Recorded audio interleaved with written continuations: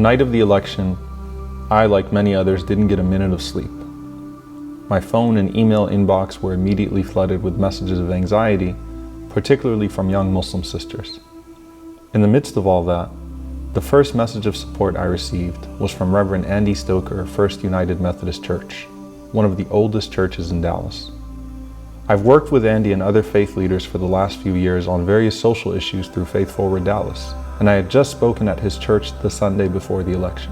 The email read, "Omar, I am here for you. I believe in your work and I believe in you. We are better together than apart. If there is anything I can do to be a conversation partner for you or your community, I am here, praying for you and your community, Andy." In a follow-up message he wrote, "If the overwhelming vote this election was for change, then let's change our isolation by philosophy and practice within neighborhoods, houses of worship, and each other. Thank you for representing the best of humanity through your faithfulness."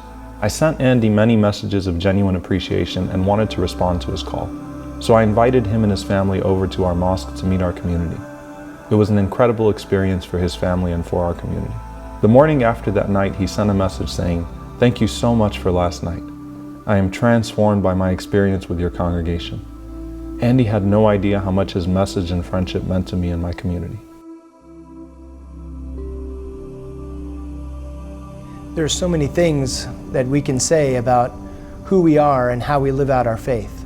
What I've seen in Imam Omar, his life and mine, and his ministry in our city is profound.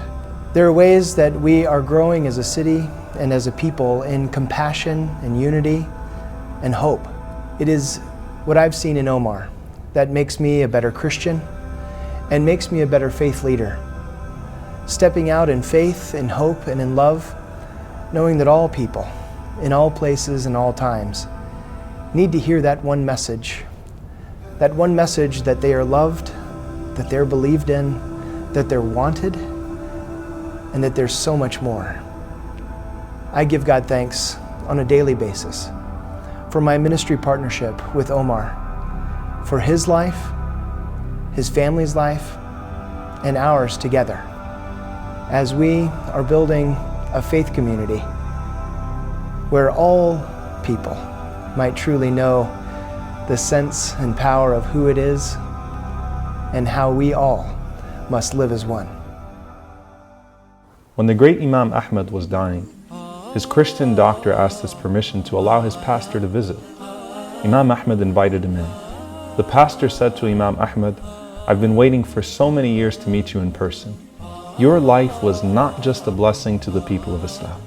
It was a blessing to all of God's creation. And there is not a single one of us that wasn't pleased with you." The story changed my life because Imam Ahmed's presence on earth was not just viewed as beneficial to the Muslims, but to all people. God describes the tree of faith in the Quran with a firm foundation, with branches high in the sky, always providing shade and fruit. The branches show that your shade should provide shade to everyone and everything around you, and that the fruits of your faith should not be seasonal. Everyone and everything around you should benefit from your faith. As Ali said, "Lead such a life that when you die, the people may mourn you, and while you are alive, they long for your company." When Abu Bakr was on his way out of Mecca to escape persecution to Abyssinia, a non-Muslim chief stopped him and said, "O Abu Bakr, a man like you should not be allowed to leave his homeland, nor should he be driven out. I am your protector. Go back and worship your Lord in your country." The chief wasn't Muslim, but he recognized that Abu Bakr was indispensable because of his impact on society at large. Serving others doesn't mean you accept their beliefs. It means that your beliefs guide you to serve them. Serving them says nothing about their faith, but everything about yours. As believers, we seek to reflect God's attributes of mercy and generosity, and in turn, we hope that those people will bear witness to our mercy in the presence of the Most Merciful.